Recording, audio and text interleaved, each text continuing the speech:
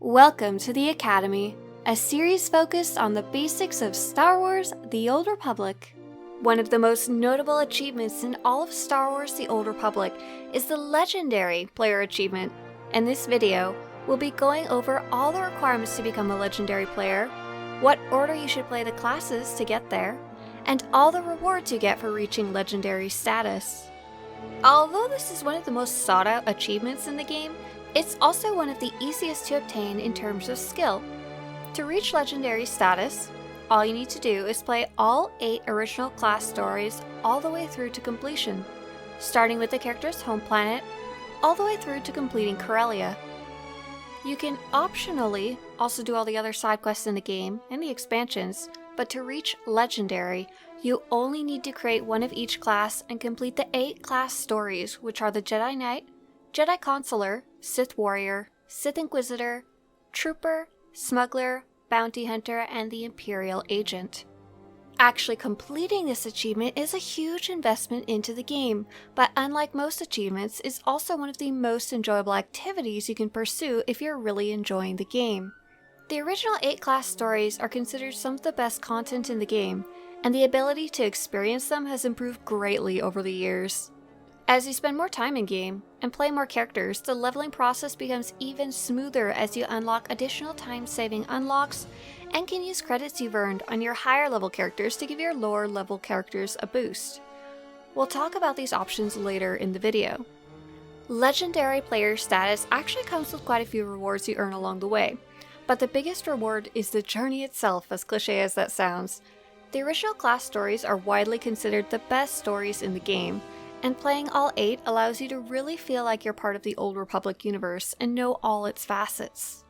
It also gives you a great thing to talk about with other players. Most players really enjoy discussing the class stories, and it can be a lot of fun to compare your choices you made with others and what you thought of them, without worrying about any spoilers.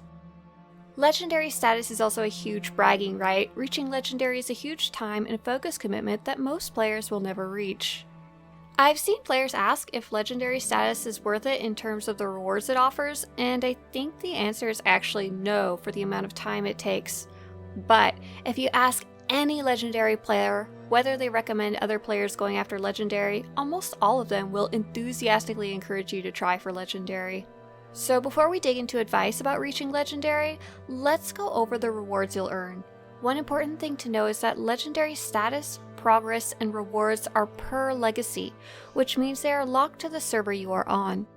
Unless you transfer a character, if you start a new character on a new server, you'll be starting from scratch on your new server when it comes to your legacy and your progress towards Legendary. The most noticeable reward a player will have for reaching Legendary status is a character Flair, which will show up beside your nameplate as the Old Republic symbol in gold, as a gold circle and the logo around your character portrait, and as a gold border around your character information when you hover over your character. There are many cosmetic flares available, but the Legendary Flare is one of the few you can earn, and players can see your flare anytime they see your nameplate. Strangely, there's no Legendary title or legacy title, just the character flare. Although this one isn't a tangible reward, it's actually the one that motivated me the most to reach Legendary. Every time you log into your character select screen, the game will show you clearly which classes you have completed and which ones you haven't finished yet. When you complete all 8 class stories, the logo, the connecting lines, and all 8 class icons will be fully lit up. Now let's get into the good stuff. All characters receive their own class buff at level 1 and can use it to buff themselves for an hour, and after that timer runs out, you just need to reapply the buff by clicking it again. You can see your buffs above your character portrait as small icons, and you can hover over them to see what they are. You can also apply your class buffs to other players by selecting them and then clicking your class buff ability. There are 4 total buffs you can earn, and although they're called different things on each faction, they do the same thing. You'll get one buff that increases your endurance for completing Chapter 2 of the Trooper or Bounty Hunter, a mastery buff for the Jedi Counselor or Sith Inquisitor, a damage and healing buff for completing the Jedi Knight or Sith Warrior, and a critical buff for completing the Smuggler or Imperial Agent. All of these are stats that help you do better in battle. You'll get one buff related to your class at level 1. But if you level that character and complete Chapter 2 of your class story, you'll unlock that buff for all your characters. So if you play the Sith Inquisitor and complete Chapter 2 on it, earning you the Mark of Power, when you go on your Bounty Hunter and use the Hunter's Boon you get at level 1, it will also apply the Sith Inquisitor's Mark of Power automatically. Keep in mind though, if your second character had been a Jedi Consular, you wouldn't have gotten an additional buff, as the Sith Inquisitor and Jedi Counselor share a buff as mirror classes. When players talk about rewards that come from reaching legendary status, they are often referring to the class buffs, though you don't technically need to reach legendary status to earn all 4 buffs, you just need to get one of each mirror class past Chapter 2 in the class stories. You can earn all 4 buffs, then apply them to yourself or help other players who haven't unlocked all 4 buffs by applying your buffs to them. I think this next one is most players' favorite legendary reward. Heroic Moment is an ability you unlock at level 15 that heals your character, and it can only be used when you have a companion with you. For every class you complete Chapter 3 of their class story on, you'll receive a unique ability related to that class you can use during Heroic Moment on all your characters. The extra heal from Heroic Moment can be a lifesaver in a tough battle, and the extra abilities are generally considered quite strong compared to your normal abilities, especially while you're lower level and don't have all your normal abilities yet. The Heroic Moment class abilities are also very fun, as they allow you to use abilities that are normally locked to other classes. For example, being able to use force powers on your trooper. If you reach legendary status and have completed Chapter 3 of all your classes, you'll have 8 different special class abilities you can use during Heroic Moment, including a short stun and a channeled stun. These abilities are the most useful reward when it comes to reaching legendary, as you'll reach legendary at the same time you unlock all 8 special abilities. The Imperial Agent will give you the Legacy Orbital Strike, which is a big AoE you can place down on the ground that fires down from orbiting warships. The Bounty Hunter gives you a Legacy Flamethrower, which torches everything in a 10-meter cone with a flamethrower. The Jedi Consular gives you Legacy Project, you throw rocks at a target. The Sith Inquisitor gives you Legacy Force Lightning, which hurls an arc of lightning, immobilizing the target. The Jedi Knight gives you Legacy Force Sweep, which strikes up to 5 enemies within 5 meters. The Smuggler gives you Legacy Dirty Kick, which stuns the target and deals damage. The Trooper gives you Legacy Sticky Grenade, which throws a sticky grenade that detonates after several seconds, igniting up to 8 targets nearby with fiery plasma. And lastly, the Sith Warrior gives you a Legacy Force Choke, which chokes the target, crushing and stunning them while Force Choke is channeled. And lastly, for every class that you complete Chapter 2 on, you'll receive a special emote related to that class that you can use on all your characters. These are just for fun, do not offer any combat perks at all. The Consular emote has your character gather their power in yellow glowing light around them for a short moment. The Knight emote has your character prepare for battle in a pose with glowing blue orbs around their hands. The Smuggler emote has your character throw a smoke bomb on the ground with a small explosion. The Trooper emote has your character salute and have a targeting symbol in front of them. The Warrior emote has your character gather your power around you in a furious glow. The Inquisitor has your character create a short span of lightning between their hands. The Agent emote has your character pull 2 large knives out and spin them around, and the Bounty Hunter emote has your character jump in the air, puff out their chest, and have rocket boots for a short moment. As you go through the stories with all 8 characters, you'll likely be earning a ton of other achievements, legacy level rewards, class titles, and lots of other stuff, but that covers most of the rewards people are thinking of when they think about legendary specific rewards.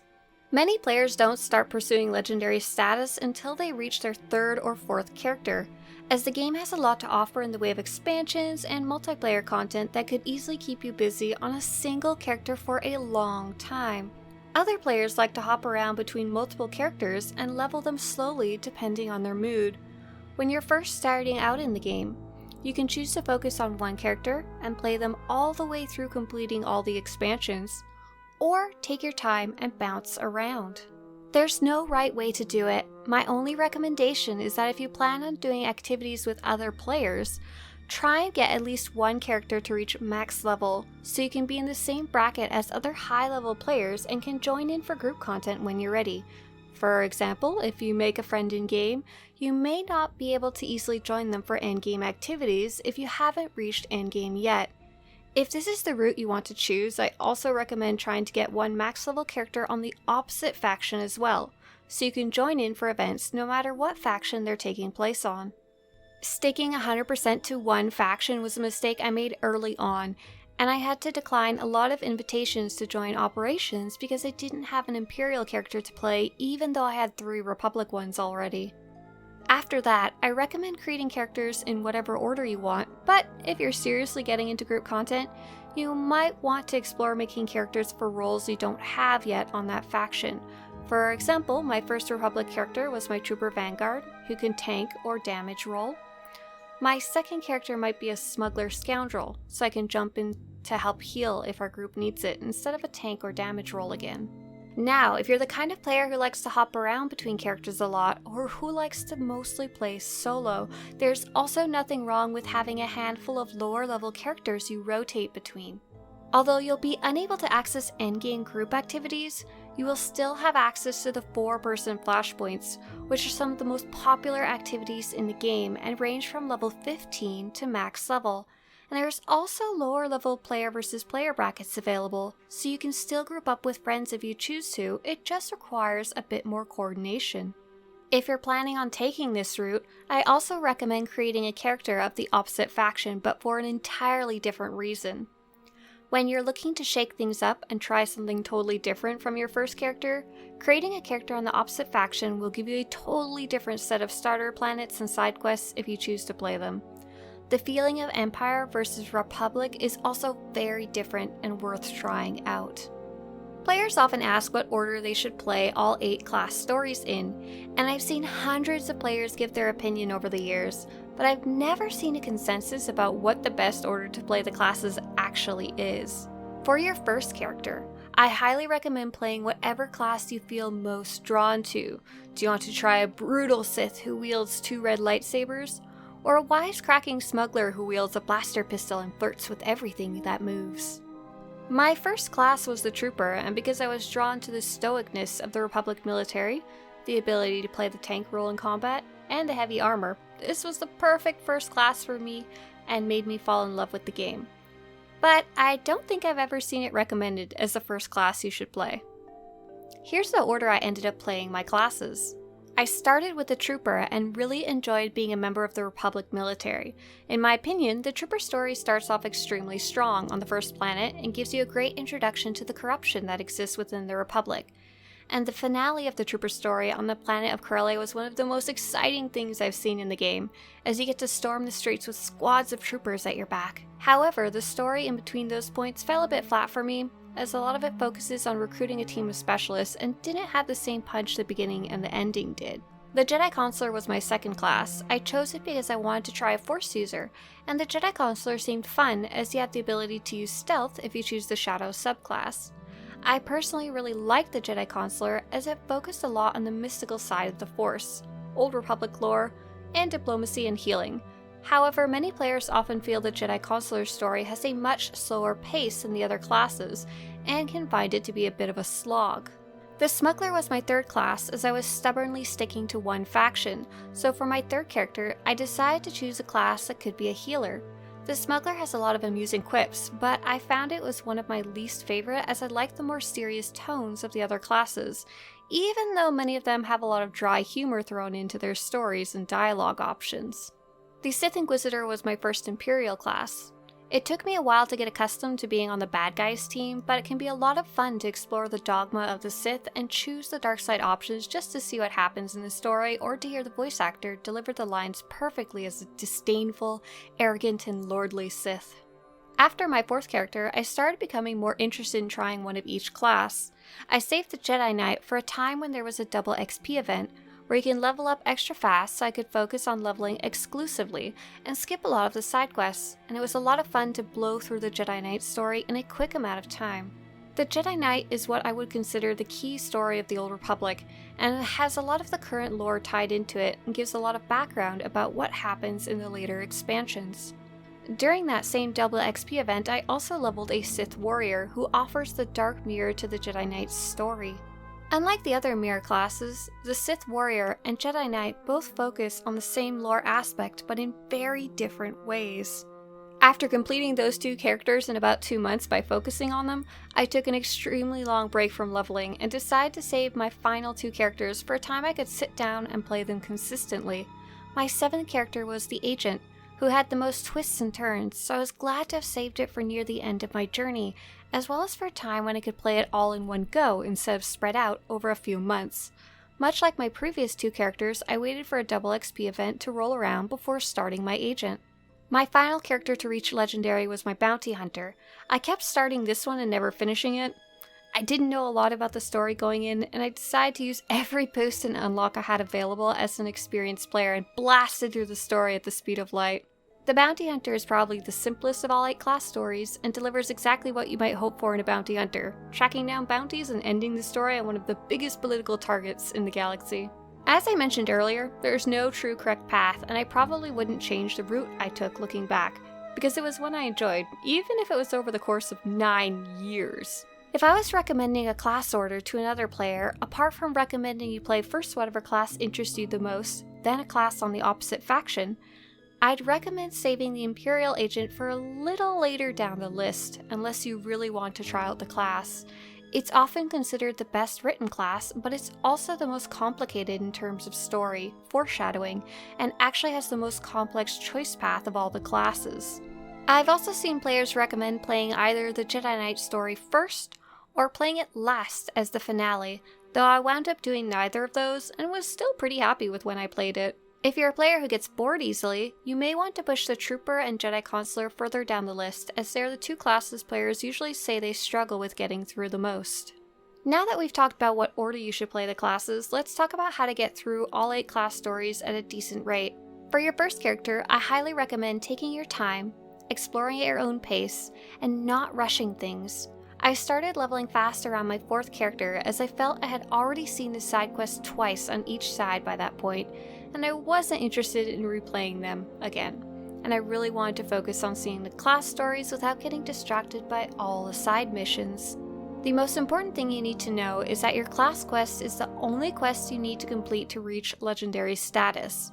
While playing, you'll come across many side quests with a yellow triangle above the quest giver's head. These are all side quests, and you do not need to pick them up if your goal is to work efficiently towards Legendary. Your class quest will always be marked as a purple triangle. But unfortunately, there are also 3 other types of quests marked in purple, including the main planetary quest line, a few flashpoints, and the expansion storyline that comes after your class storyline finishes. If you get lost and accidentally pick up a purple side quest, you can check your quest log, as it will specifically tell you which class is your class quest when you open it up. Do not pick up any new quests from the glowing blue terminal on your ship, because depending on your level, you may be accidentally picking up an expansion which might impact your ability to finish your class quest. Oops. Don't worry, it'll warn you if that happens and you can just escape out. Once you've found your class quest path, there are 2 things that will impact your speed: the ability to get between quest locations quickly and XP boosts. So here's my super quick list of things you can do to level faster. Do only the purple quests, get a speeder early, get mount while moving if you have lots of credits, get rocket boots for your legacy, use quick travel a ton, run away from enemies, don't fight them, use the spacebar if you want to skip through cutscenes. I don't recommend it, they're really good. Use stealth a lot if you have it. Get the travel to your ship unlock once you're in high enough legacy level, get a companion as early as level 1, boost your companion up to influence level 50, get a portable trainer, get a portable vendor, get a portable bank, or get a stronghold, join a guild for XP boost, subscribe for an XP boost, use an XP boost item, get the improved XP boost unlocks, and just become good at combat so you can blast through enemies quickly. If you want a full rundown about how to do all of those things, I've got a separate video called How to Level Up Fast in SWTOR, which goes through how to get each one and how effective each one is compared to its cost for those unlocks that you can get. Although it took me a really long time, like I said, it took me about 9 years to become a legendary player, it was a lot of fun being able to experience those class stories and working my way towards actually seeing all 8 of the class stories available in the game. I would love to hear in the comments below Which of the classes do you guys have left, or are you already a legendary player? If you are a legendary player, which of the perks do you like the most? Like, which of the rewards is your favorite, or do you just like having completed them? If you want to show your support for this series, or to have similar videos show up on your YouTube homepage, subscribe to this channel. And as always, may the Force be with you.